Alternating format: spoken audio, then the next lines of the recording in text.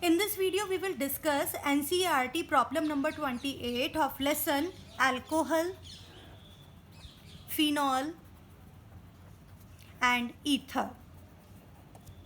And problem is write the equation of the reaction of hydrogen iodide with. हमें HI के साथ reaction कराना है ethers का. तो फर्स्ट वन इज, पहले तो मैं ये बता देती हूँ, ether on reaction with HI at 373 Kelvin gives alcohol and iodo alkane. तो हमें दो प्रोडक्ट मिलने वाले हैं, एक तो अल्कोहल मिलेगा और दूसरा आयोडो एल्केन मिलेगा. बट बॉन्ड ब्रेक जो हो रहा है वो डिपेंड करता है रिएक्टेंट पर. मींस बॉन्ड ब्रेक कैसे हो कि अल्कोहल कौन सा जनरेट हो और अल्काइल आयोडाइड कौन सा जनरेट हो. तो स्टार्ट करते हैं फर्स्ट पार्ट से. 1 प्रोपॉक्सी प्रोपेन. अब 1 प्रोपॉक्सी प्रोपेन में ईथर फंक्शनल ग्रुप के दोनों ही साइड चेन लेंथ सेम है, सिमेट्रिकल ईथर है.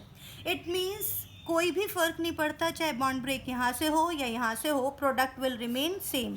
तो ये तो बहुत सिंपल सा है. जब HI का रिएक्शन कराया गया at 373 kelvin, it gives out propanol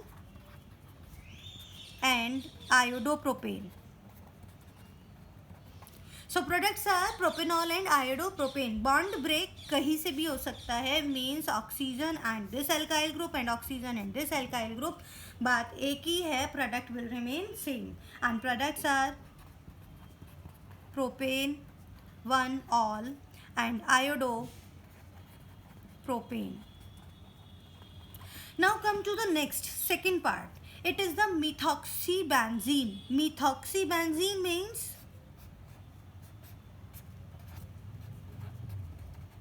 this one. अगर मिथॉक्सीबेंजीन का HI के साथ रिएक्शन कराई जाती है 373 kelvin, 2 type of bond break में be possible. Ethereal oxygen and alkyl group and ethereal oxygen and aryl group. Let suppose इस वाले बॉन्ड ब्रेक को हम बोल देते हैं A और इस वाले बॉन्ड ब्रेक को बोल देते हैं B. अगर A बार्ट से बॉन्ड ब्रेक होता है तो oxygen carry negative charge and CH3 carry positive charge. तो प्रोडक्ट्स बना फिनॉल एंड आयोडोमीथेन. बट अगर B पार्ट से होती है, यहाँ पर हमने बॉन्ड ब्रेक किया है A, बॉन्ड ब्रेक B होगा तो कार्बन पर पॉजिटिव, ऑक्सीजन पर नेगेटिव, और ऑक्सीजन नेगेटिव है, it's mean CH3OH plus iodobenzene. But these products are not possible. Products possible are these one. Why these one? आपको ये दोनों products लिखने हैं, ये products नहीं लिखने हैं. क्यों नहीं लिखना है? Because oxygen carry 2 lone pairs of electron, और जब lone pairs of electron resonance में आएंगे तो ऑक्सीजन और कार्बन पर डबल बॉन्ड करेक्टर आएगा और ये बॉन्ड ब्रेक ईजी नहीं होगा. इट्स मीन B बॉन्ड जो हम जिसको B मेंशन कर रहे हैं, ये वाला बॉन्ड ब्रेक इजीली नहीं होगा. That's why product will be phenol and iodomethane and this bond can be break easily. So second part, products are phenol and iodomethane. Okay, now come to the third part, benzyl ethyl ether. Benzyl ethyl ether का formula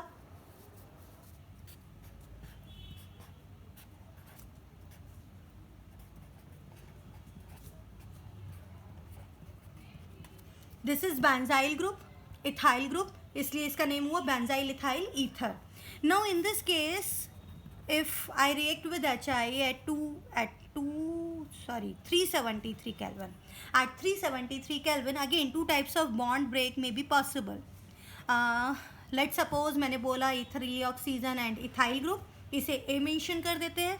इथेरिल oxygen and benzyl group, इसे हम B mention कर देते हैं. Let suppose अगर bond break A से हो रहा है तब बनता है प्रोडक्ट C2H5. कार्बन पर पॉजिटिव चार्ज आएगा, इसलिए negatively charge iodide will be attached और साथ की साथ बेंजाइल अल्कोहल, दिस वन. और अगर हम B साइड से बॉन्ड ब्रेक करते हैं then it gives out benzyl iodide and second product is C2H5OH. It's mean ethanol. Which one is correct? Means after the bond break from A, these two products are right. After the bond break from B, these two products are right. हमें ये चीज़ बताना है. तो अब देखते हैं जहाँ पर मोर स्टेबिलिटी होगी बॉन्ड ब्रेक के टाइम पर वही प्रोडक्ट्स बनेंगे. नाउ लुक, अगर मैं बी साइड से बॉन्ड ब्रेक करती हूँ तो यहाँ पर बेंजाइल कार्बोकैटायन का फॉर्मेशन होगा. ठीक है. अब बेंजाइल कार्बोकैटायन रेजोनेंस स्टेबलाइज्ड है, मोर स्टेबल है, that's why products will be these two, means benzyl iodide and ethanol. Why this is the way of the bond break? तो इसका रीजन आप क्या बताओगे? As benzyl carbocation intermediate will be formed.